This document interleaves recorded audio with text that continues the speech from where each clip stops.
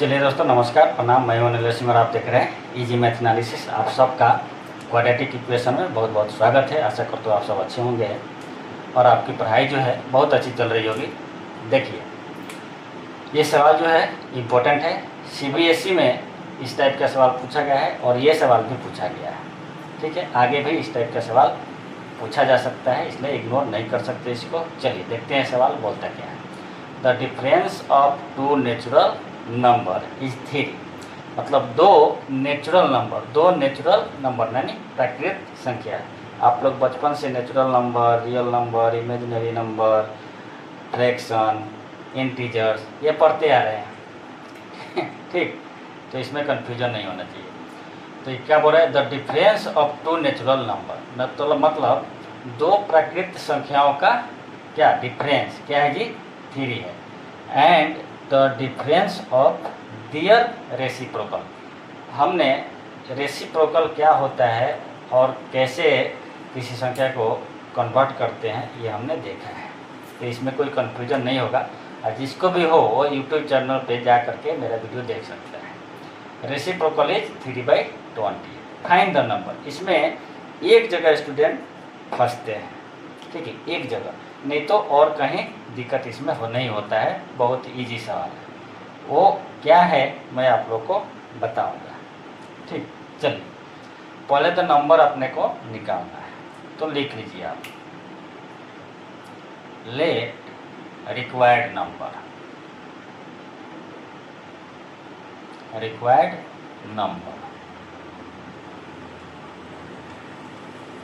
Are X and Y. आपका X और Y क्या हो गया जी? रिक्वायर्ड नंबर हो गया ये। अब क्या बोल रहा है? अकॉर्डिंग टू क्वेश्चन चलते हैं सवाल के हिसाब से। अकॉर्डिंग टू क्वेश्चन, सवाल क्या बोल रहा है उसके हिसाब से चलते हैं। सवाल क्या बोल रहा है जी? The difference of two natural number. दो नेचुरल नंबर ये हो गया, इसका डिफरेंस क्या है जी? Sorry, x minus Y equal to 3। अब देखिए यहाँ पे एक ट्विस्ट है। बहुत सारे स्टूडेंट जो है जैसे x minus Y equal to 3 दे दिया, तो सवाल आगे जो बोल रहा है कि difference of their reciprocal is 3/28। तो क्या बोलते हैं वो? 1/x minus 1/y equal to 3/28। और यही भूल करते हैं और आगे जाके सवाल गलत हो जाता है। और गलत ही नहीं होता है स्थिति ऐसी हो जाती है कि द्विघात समीकरण जो आता है, क्वाड्रेटिक इक्वेशन जो आता है, उसको आप फैक्टराइज ही नहीं कर पाते हैं, उसको फैक्टर में तोड़ ही नहीं पाते हैं। फिर आप कंफ्यूज हो जाते हैं, यार ये तो फैक्टर में नहीं तोड़ पा रहे, मतलब ये दूसरे तरीके से बनेगा। आप दूसरे तरीके से बनाना चालू करते हैं, आगे जाके आंसर गलत हो जाता है। ठीक, तो ये नहीं करना है। अब समझाता हूँ कि ये क्यों नहीं करना है।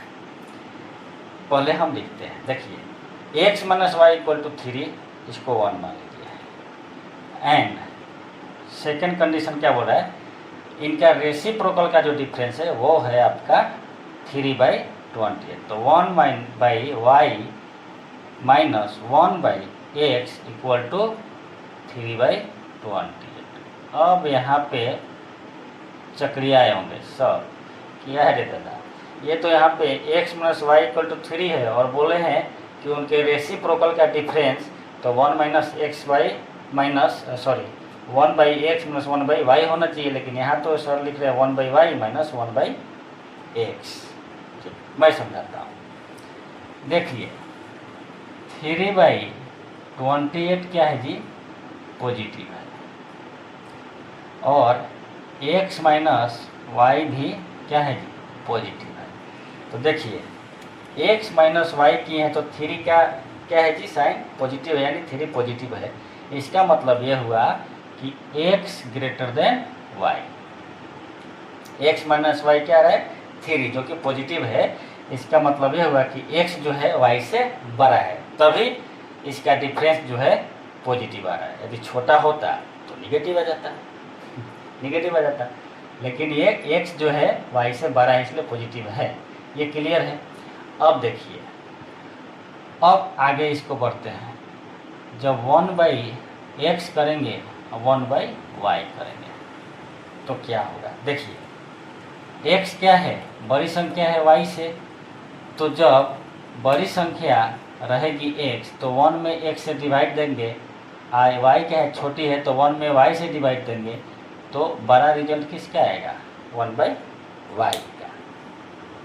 ये उदाहरण से समझते हैं।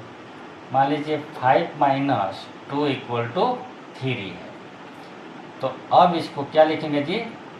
1/5 1/2। बड़ा कौन सा आएगा? बड़ा कौन सा आएगा? देखिए बड़ा कौन सा होगा जी? 1/2। क्यों? न्यूमरेटर सेम है, न्यूमरेटर सेम है, डिनोमिनेटर क्या है जी? डिफरेंस है। तो अब न्यूमरेटर जब सेम होता है तो जो डिनोमिनेटर बड़ा होता है वो छोटा हो जाता है, और जो डिनोमिनेटर में अंक छोटा होता है उसको 1 से भाग देते 1 में, तो बड़ा हो जाता है। अब देखिए 1/2 कितना हो जाएगा जी? 0.5। ये कितना हो जाएगा जी? 0.2। बड़ा कौन है? ठीक। तो ये कंसेप्ट है कि x ग्रेटर देन y होगा तो 1/y ग्रेटर देन 1/x होगा।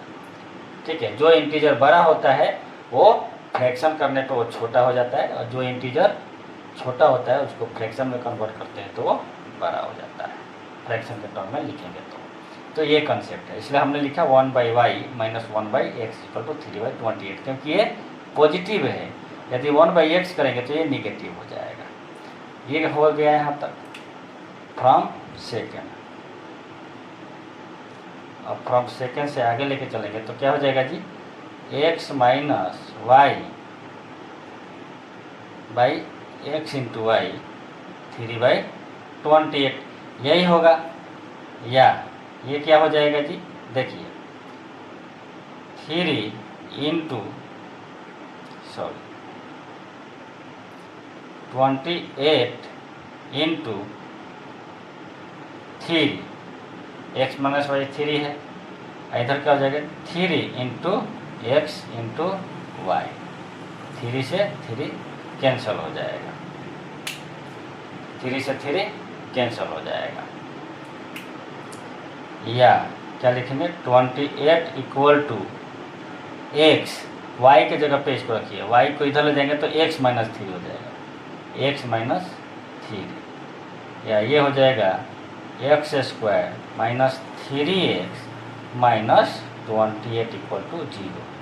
अब देखिए अब फैक्टर हो जाएगा। यहाँ पे 3 को ऐसे दो भाग में तोड़िए कि गुना करने पे क्या है? 28, और जोड़ने घटाने पे -3 है।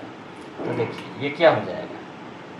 x² - 7x + 4x - 28 = 0। ये हो जाएगा। ये क्यों होगा? चलिए इतना हो गया। अब देखिए 7 और 4 है तो -7 + 4 करेंगे तो -3, और जब इनको गुना करेंगे तो हो जाएगा -28। आगे बढ़िए, आगे लेके चलेंगे। x को कॉमन लीजिए तो x - 7 हो जाएगा, प्लस 4 को कॉमन लेंगे तो इधर x - 7 हो जाएगा = 0। इसलिए या x - 7 × x + 4 = 0। इसलिए x = 7। अब देखिए यहाँ पे x का वैल्यू 7 आ गया एंड -4। अब फ्रॉम फर्स्ट से क्या जी? फ्रॉम फर्स्ट लिखिए, फ्रॉम फर्स्ट x, ये भी देखिए x को -4 क्यों नहीं लेंगे ये हम देखते हैं। चलिए x 7 ले लेते हैं। फ्रॉम फर्स्ट में क्या है? x - y = 3, या इसको y को 3 की तरफ ले जाइए, y = 7 - 3 = 4। तो आपका x 7 हो जाएगा और y 4 हो जाएगा। अब चलते हैं हम x माइनस 4 पे। ये x माइनस 4 क्यों नहीं लेंगे? x माइनस 4 इसलिए नहीं लेंगे क्योंकि ये क्या है, यहाँ पे x पॉजिटिव है, x माइनस वाई। जब हम इनको घटाते हैं तो x जो है y से बड़ा है, तो जब x y से बड़ा है तो x का साइन क्या होगा, निगेटिव होगा क्या? नहीं होगा। तो जब x का साइन यानी -4 हो जाएगा तो ये बड़ा नहीं होगा, छोटा हो जाएगा। लेकिन यहाँ पे क्या है जी, x minus Y equal to 3। तो जब x माइनस वाई करेंगे, यहाँ पे -4 रखेंगे और इधर पे यदि ये y जो है 7 रखते हैं तो क्या हो जाएगा, 10 हो जाएगा। ठीक, 10 हो जाएगा यानी, और इधर का साइन भी चेंज हो जाएगा यानी -10 हो जाएगा। तो ये बराबर हो रहा है क्या? नहीं हो रहा है। इसलिए ये जो है x का वैल्यू -4 नहीं लेंगे। कितना लेंगे? 7 लेंगे। 10 रिक्वायर्ड